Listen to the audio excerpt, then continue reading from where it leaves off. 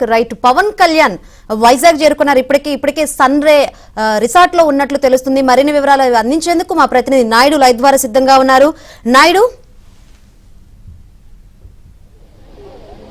శంకర్, ఇప్పుడు మనం ప్రస్తుతం ఏదైతే ఉన్న విశాఖలో ఏదైతే భోగాపురంలో ఉన్నాం, భోగాపురం రిసార్ట్లో ఆల్రెడీ చంద్రబాబు నాయుడు లోపల బస్ చేశారు. వాళ్ళ కుటుంబ సభ్యులంతా కూడా ఇక్కడే ఉండటం జరిగింది. మరి కాసేపట్లో ఇక్కడి నుంచి బయలుదేరడానికి సిద్ధమవుతున్నారు. పవన్ కళ్యాణ్ ఎయిర్పోర్ట్లో దిగి అక్కడి నుంచి నేరుగా సభాస్థలికి వస్తున్న నేపథ్యంలో వీళ్ళంతా కూడా బయలుదేరుతున్నారు.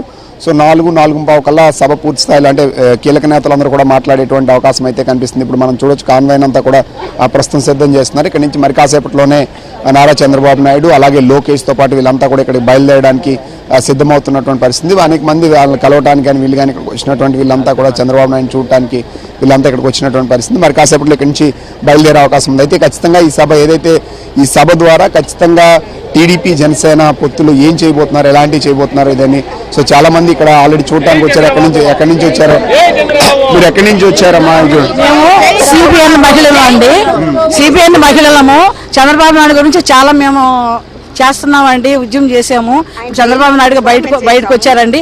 నిన్న కూడా గాజువాక్ వెళ్ళి కలిసామండి లోకేష్ బాబుని. మేము ఆయన గురించి చాలా పూజలు చేస్తున్నాము, చాలా కొబ్బరికాయలు కొట్టి ఆయన గురించి చాలా చేస్తున్నాం. ఆయన రేపు గెలవాలండి. ఇంకా మాకు కావాల్సింది. మీరు ఈ సభ కోసం ప్రత్యేకంగా వచ్చామండి. సిబిఎన్ మహిళ. మీరు ఎక్కడి నుంచి వచ్చారు? మేము రావులపాలెం నుంచి వచ్చాము. సో అంటే ఇప్పుడు ఈ సభ ద్వారా మీరు అసలు ఏం తెలుసుకున్నారు? లేకపోతే ఆల్రెడీ పాదయాత్రలో కూడా మీరు చూసుంటారు. ఇది ముగింపు సభకి ఎందుకు హాజరవ్వాలనుకున్నారు మీరు?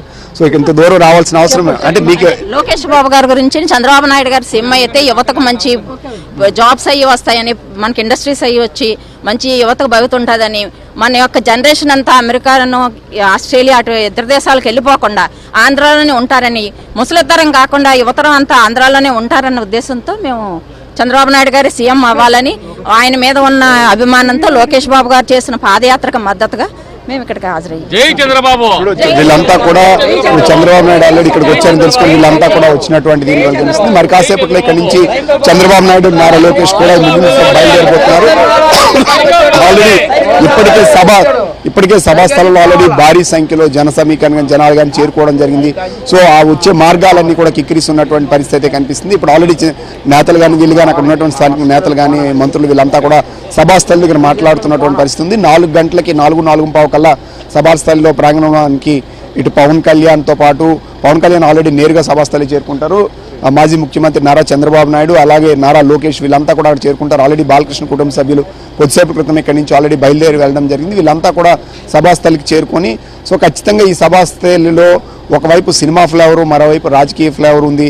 సో అదే కాకుండా నారా లోకేష్ యువగలం పాదయాత్ర దాదాపు 226 రోజుల పాటు అనేక మంది ప్రజల్ని వీళ్ళని కలిసి వాళ్ళ ద్వారా కష్టాలు, ఇబ్బందులు అనేక సామాజిక వర్గాలు అందరి ద్వారా తెలుసుకున్నారు. వాటన్నిటిపైన కూడా భవిష్యత్తులో ఏం చేయబోతున్నారు ఏంటి అనే విషయాల్ని నేరుగా చెప్పేటువంటి అవకాశం ఉంది. అదే వేదిక పైన పవన్ కళ్యాణ్ కూడా పాల్గొన్నారు. కాబట్టి రెండు పార్టీలు కలిసిన తర్వాత సో ఎలాంటి భవిష్యత్తులో రెండు పార్టీలకు సంబంధించినటువంటి నేతలు కానీ కార్యకర్తలు కానీ ఎలా ఉండాలి, భవిష్యత్ దిశానిర్దేశం అనేది ఇక్కడి నుంచే ప్రారంభమయ్యేటువంటి అవకాశం కనిపిస్తుంది.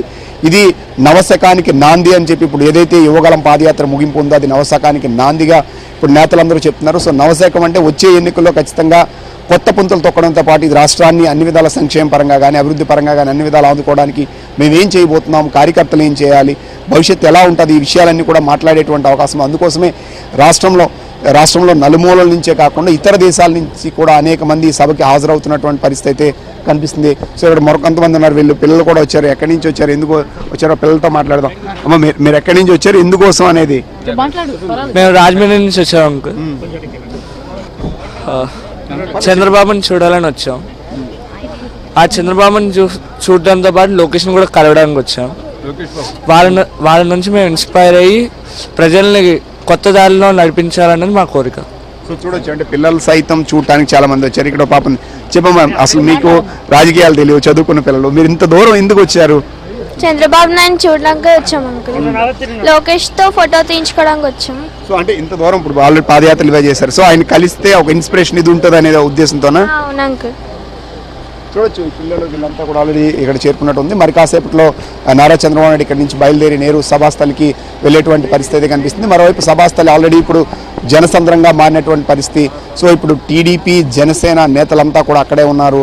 మరోవైపు ఇతర ప్రాంతాల నుంచి మంత్రులు, మాజీ మంత్రులు ఒక వేదిక పైన 600 మంది ఆశీనులు కావడానికి ఏర్పాట్లు చేశారంటే ఏదైతే 175 నియోజకవర్గాలు చెందినటువంటి కీలక నేతలు, మాజీ మంత్రులు వీళ్ళంతా కూడా సభాస్థలికి ఆల్రెడీ చేరుకోవడం జరిగింది. ఇప్పుడు ఆల్రెడీ ప్రసంగాలు కూడా ప్రారంభించారు. మరి కాసేపట్లో అక్కడ చేరుకొని సో ఇటు పవన్ కళ్యాణ్, బాలకృష్ణ, నారా లోకేష్, చంద్రబాబు వీళ్ళంతా కూడా దిశానిర్దేశం చేయడానికి సిద్ధమవుతున్నటువంటి పరిస్థితి అయితే ఉంది. వీళ్ళంతా కూడా ఇక్కడికే కాదు, ఇప్పుడు ఏదైతే రిసార్ట్ ఉంది ఈ ప్రాంతంలో కూడా చంద్రబాబు గారిని, లోకేష్ని కలవడానికి ఇతర ప్రాంతాల నుంచి వచ్చినటువంటి వాళ్ళంతా కూడా మనకు కనిపిస్తున్నటువంటి పరిస్థితి అయితే మనకి